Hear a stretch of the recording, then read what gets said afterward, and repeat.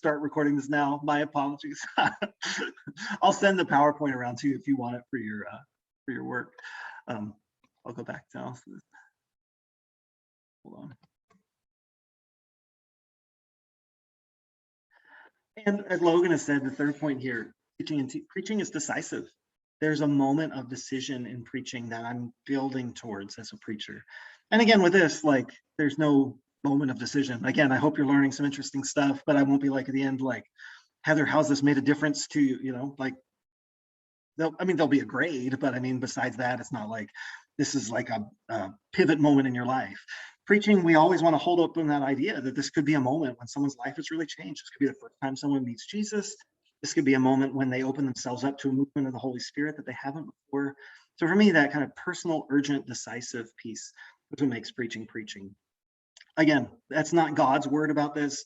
And I acknowledge it's fairly culturally conditioned too, right? Like this, I don't think the ancient Greeks would necessarily understand the role of rhetoric in quite the same way, much less ancient Greek Christians. You know what I mean? Like, there are certainly, if you look at the history of preaching, a lot of preaching has been didactic, boring, not terribly personal. So I own that.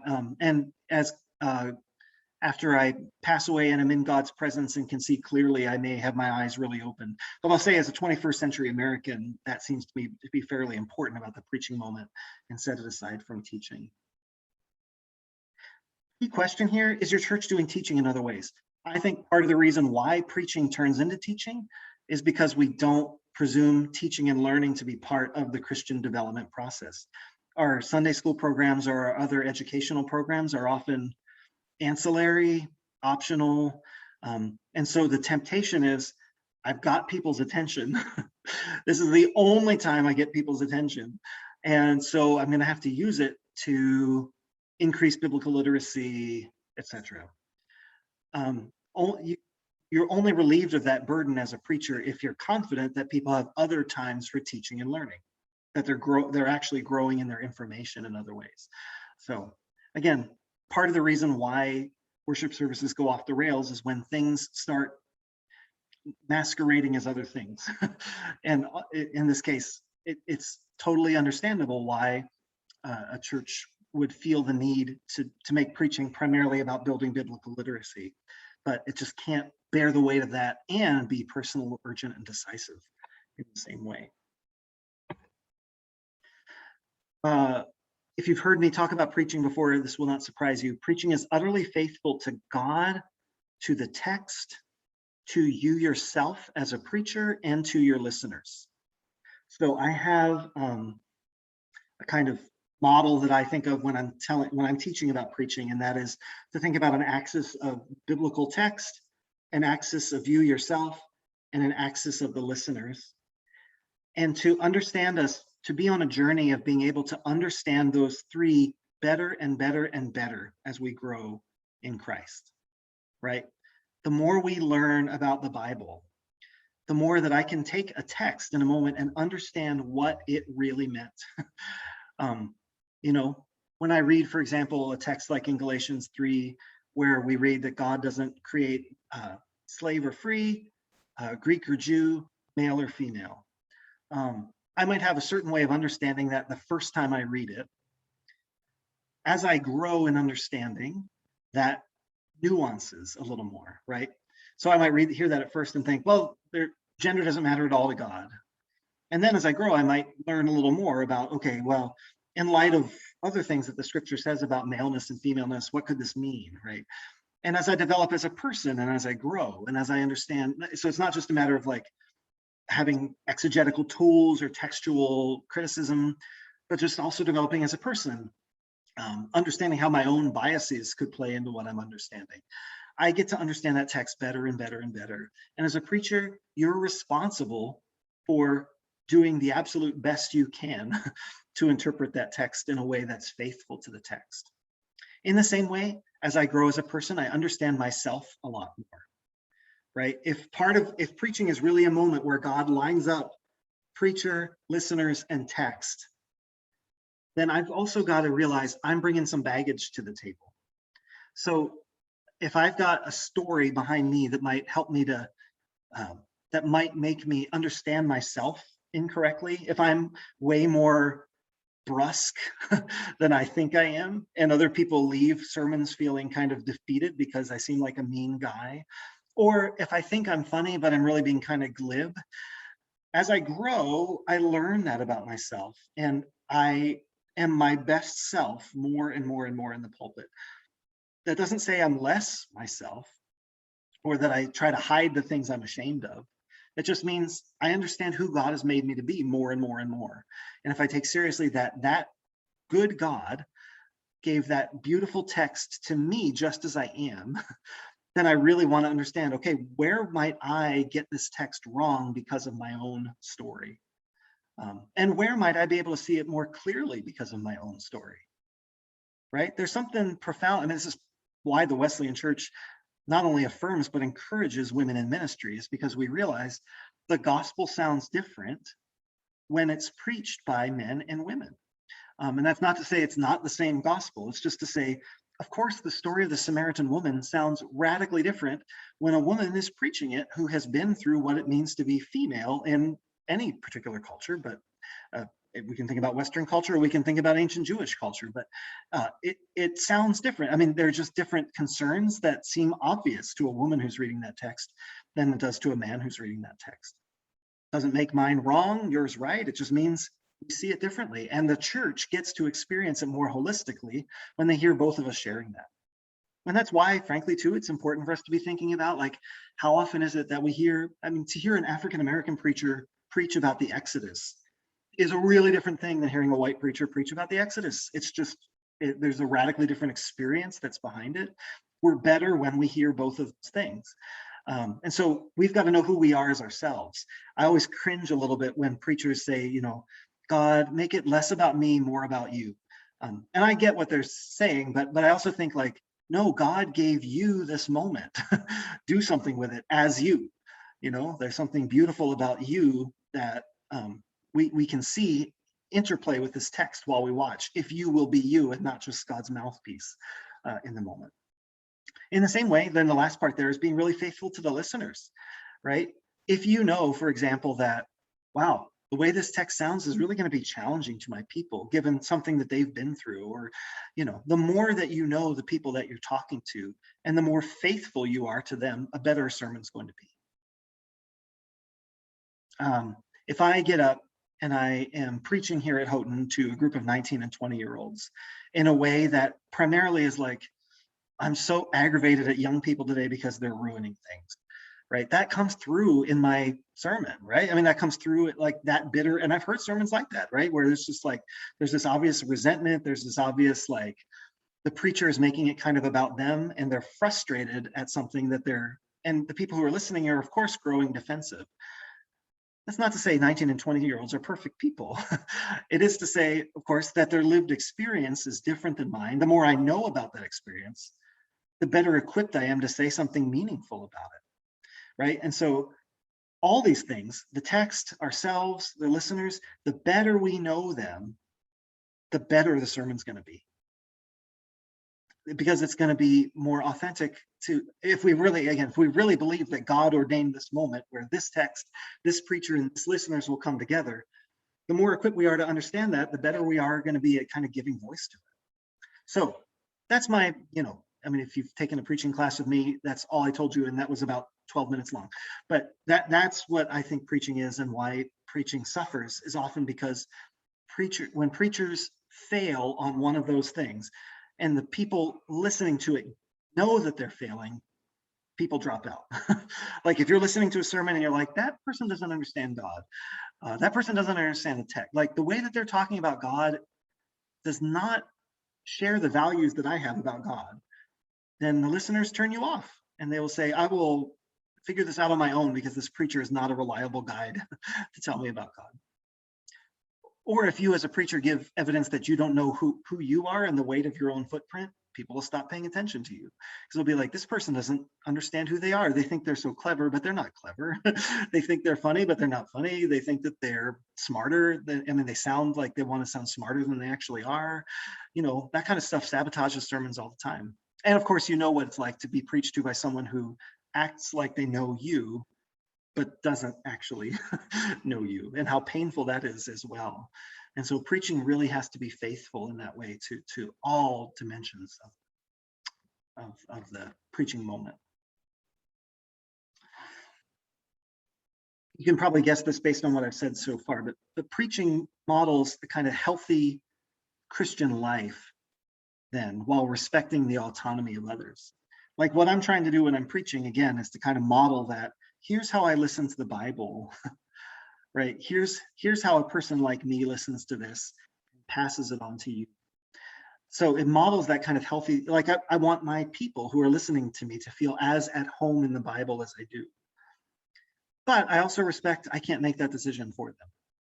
And so it models a healthy Christian life with all of that urgency. It doesn't hide what you think is best. I'm not saying that you respect other people's autonomy so much that you never say anything or never tell them to do anything or never challenge them with anything, but it respects the fact that in the end, they have to make the decision. You can't make it for them. And so you do the best that you can to model a healthy life, but you respect the fact that others have maybe a different autonomy. One other thing on that real quick, there's a guy who was a longtime head of the Abbey of the Genesee up here near Houghton, who Henry Nouwen wrote about him and said that he did not withhold his own opinion, that some choices and opinions were better than others. He let me find my own way, but did not hide the map that showed the right direction. And that for me is a great quote. He let me find my own way, but did not hide the map that showed the right direction. And for me, that's what preaching is kind of about, right?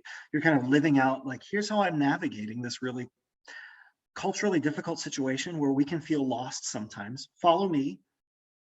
But if you don't follow me, like, that's not freaking me out. You don't have to do it for my sake. I respect that you have to make this decision, but I want to be a person who's a reliable guide to you as you go through this.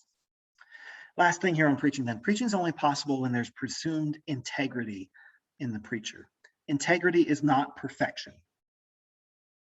But by integrity, I just mean kind of a whole human being.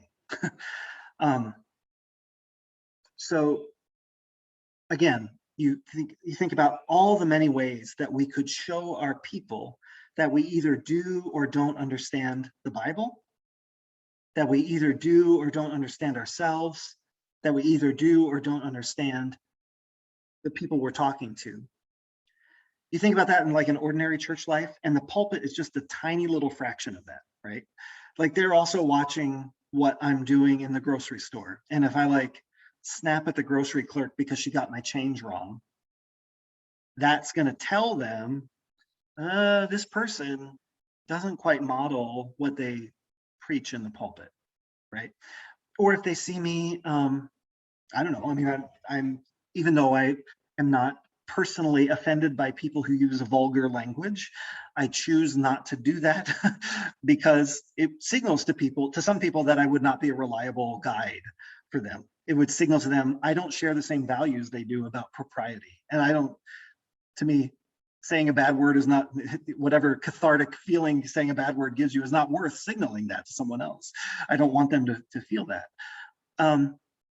But when we do things that sort of tell people there's a divide between our pulpit presence and our the rest of our life, that tells them that sabotages the preaching moment. So integrity is super, super important. I hope that also shows you the strengths and weaknesses of like guest preaching, right? When you go in as a guest preacher, your integrity is on trial in a different way because people have not seen you. And they draw conclusions about whether or not you have integrity, frankly, this is terrifying, through verbal cues. Does that make sense? Like they sort of get a sense, a feel from you, are you a person of integrity or not? And all they can draw on is what you show them in that moment. So it's important also, though, for you to be realizing like the kind of person that I proclaim myself to be in the moment can also sort of help that to sink or swim in a given moment. Like I say, that's part of the reason why I believe so firmly in like the preacher being local to the people model is because people deserve more than that to go on, right? People deserve more than a sort of 4 or 5 minute, oh, he seems like a good guy, I can trust him.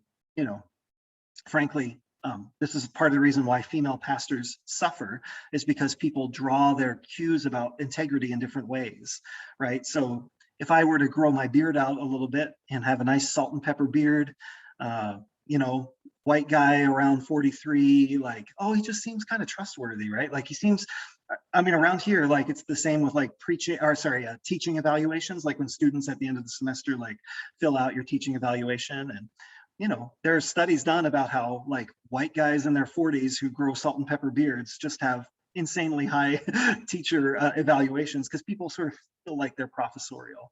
Whereas if you're like my wife, a 43-year-old math teacher who's 5'3", very kind, but also somewhat demanding professor. I mean, these are the sorts of things that sort of are like, well, when I have a woman who feels kind of demanding, I don't feel like she's doing a very good job at all. And so anyway, part of the reason why I want churches to have the kind of consistent pulpit presence is because we deserve better than that in each other. Our first impressions are not foolproof. On the chances I have to guest preach, I want to know the power of first impression and to signal to people that I'm a person of integrity, but it always feels a little cheap compared to with the integrity that I have to demonstrate in Houghton day in and day out, you know? So anyway, these are my thoughts on preaching. Have I touched anything you want to think about, ask about? I think a lot about preaching, so.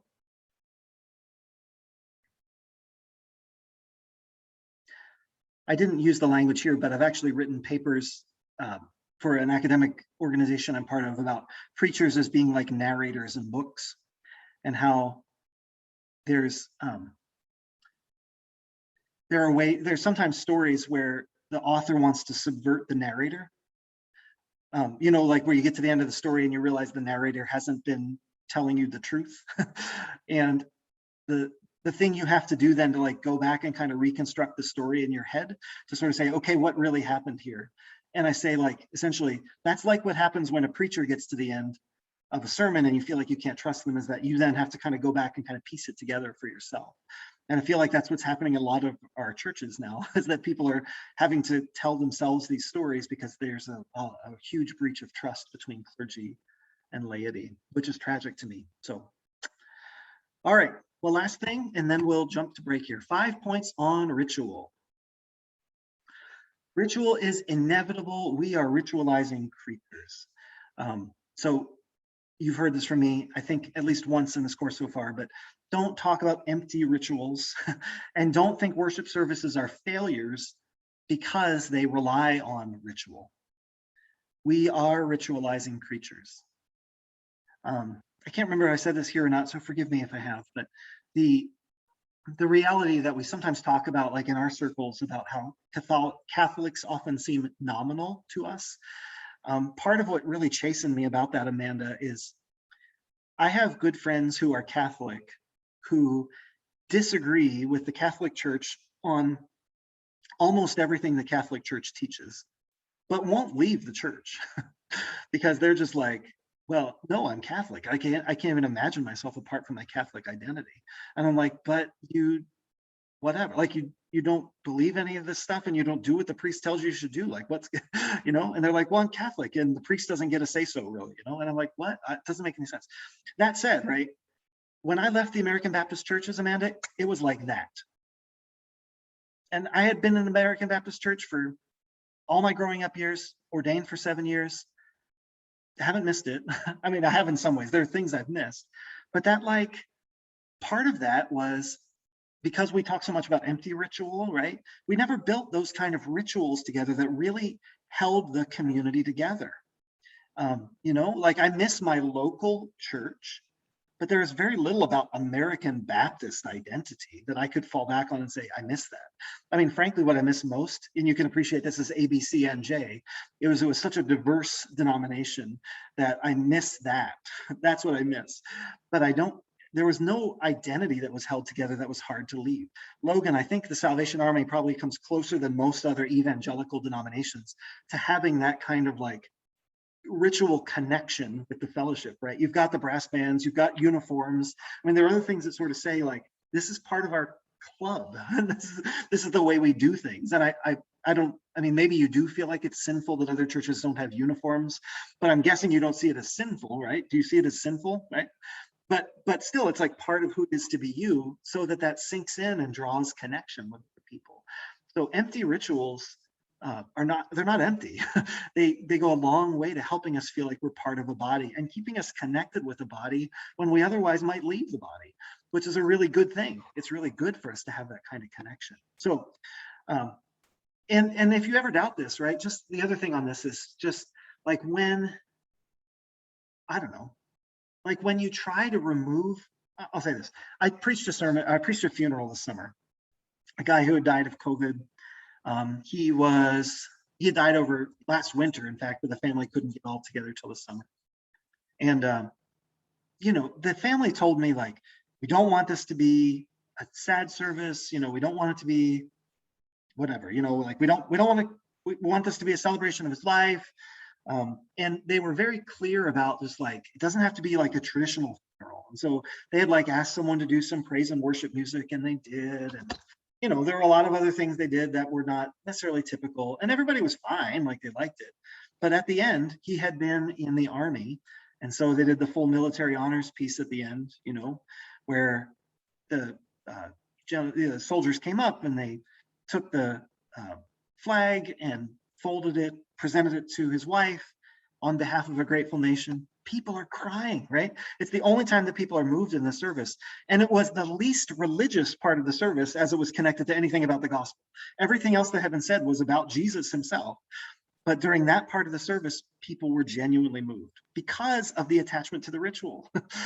So empty rituals are just not empty. And so we don't do people favors when we remove rituals or demean them. That point, we can't simply blow up existing rituals and start fresh. You will destroy a church if you try to do that. So like if you just go in and be like, well, we're not going to do it that way anymore, like that's just not the way we do things. Like you'll be down to a congregation of 0 very, very quickly. And not only that, but I mean, you'll unsettle people's connection with God in the meantime. Yes, I realize that their connection with God does not consist of the ritual, but because they're so used to it, it will be hard for them to make a connection that's not about that. And so we just can't do that. And that goes from like the top down. Of course, we shouldn't go into a Catholic church and just like sit on the altar and be like, we're going to do communion different. Like, I'm not just saying that. I'm also saying like when we go to a small town that has like small town ritual stuff baked into their worship, we also can't just demean that and sort of say, oh, we're starting over. It just disheartens people when we sort of pick on their rituals. This is really key too. It's not only competing ideas that draw people away, but competing rituals. You could argue that professional sports is filling the ritual vacuum that has come as people have left organized religion, right? Professional sports, there are tons of rituals that go with professional sports. And if you need to know that, watch what happens when someone kneels during the national anthem, right? And pokes at one of those rituals. That ritual has meaning to people that they are not willing to have provoked in challenging ways.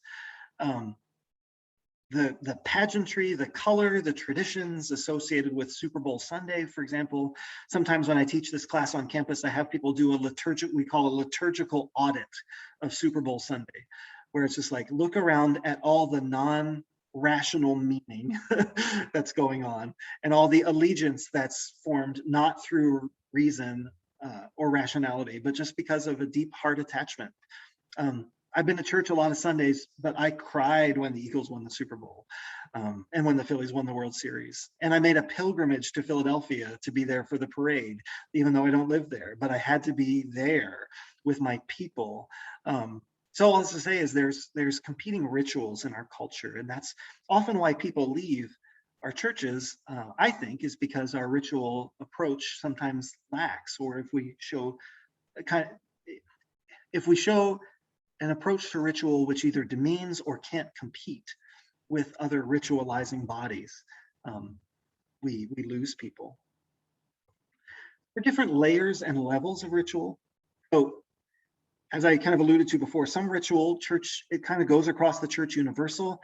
Logan, again, with the exception of the Salvation Army and the Quakers, most people would sort of recognize communion as like a ritual that 99% of Christians share with each other. Maybe we could say something like preaching is something that 100% of Christians share with each other in some way. I don't really know. But we're talking about big official rituals like that, but then there are rituals that are specific to certain denominations, certain regions or areas of nations and world, certain nations in the world and certain regions of nations. I think also in certain towns, individual fellowships, and even families have their own kind of rituals that help people connect with God. And so often these rituals kind of work together to kind of support a person's understanding of who God is to them.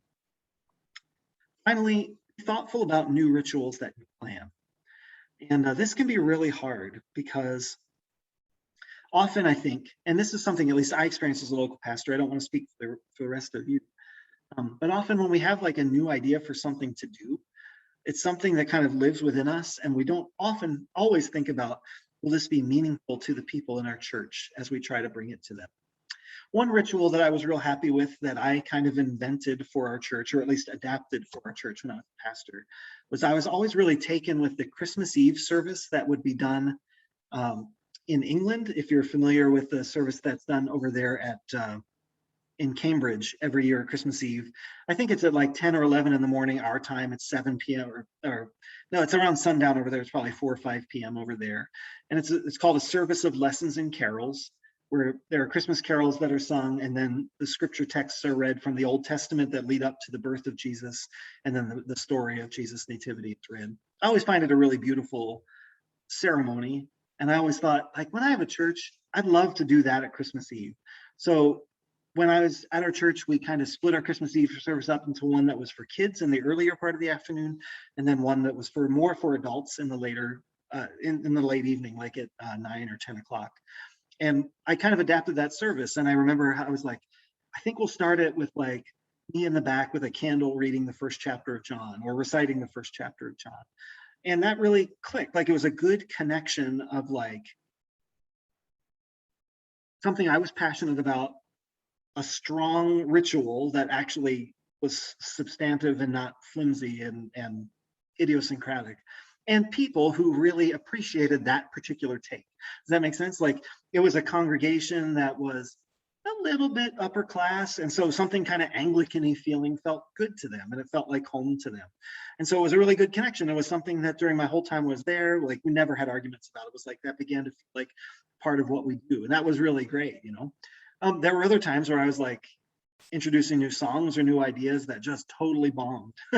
And so that happens too when there's just not a great connection between, you know, you've got a great idea, but it's not really great for the people that you're sharing them with. President Mullen here at Houghton, our president who just resigned last year, she had lots of ideas for rituals. One that really took was they have like, maybe Amanda, you saw this, like they give the freshmen scarves now every year, purple and gold scarves. And I wondered when that started. I was like, we didn't have scarves. Right. And they talk about it as a tradition, even though the tradition started in like 2009, maybe, I think. But it is a really great tradition. Like, and I think it's a confluence of things that really made it work. It looks kind of Harry Potter-ish, like it's got that kind of purple gold thing. And it came at a time when students resonated with that kind of like, this feels school-like to me, right? Like it feels nice to belong to a, you know, as we're approaching the winter, to have this little gear that makes us feel Hogwartsy connected with each other. It really worked. But I remember once at graduation, and I think this was President Mullen's idea, we had this big tree that fell down on campus. The students all called it the Tree of Life, because it was this big old tree, and everybody was really sad when it fell down. It got struck by lightning and knocked down. And people like came down and like the guy carved something out of it, but then he also like carved. The president asked him to like carve this stick, essentially. That one year at graduation, she's like, "We're gonna have the graduates like hand this stick off to each other as they graduate. It kind of is like a passing the baton to each other, you know." And that just like did not work at all, right? Like it did not have, like people were like, "Oh, what are we doing with this stick?" Like it's just so. All that is to say is like a ritual sometimes will work and sometimes won't, but being thoughtful about like what seems sturdy and lasting, and what's going to connect with the people who are here will really help you as you introduce new ideas to people. So I don't know. I've said too much, and I don't even know what time it is. I can't see my time. What time we're looking at here? 8:15. No, it's not worse. That's actually pretty good. All right. Well, what I'll do here, I'll put this share screen back up and have some discussion questions for you to percolate on for the next 15 minutes, and then this is what we'll talk about. So just we'll take 15 and then come back at about 8:30. We'll talk these through, and then we'll be done for tonight. Sound good? Great.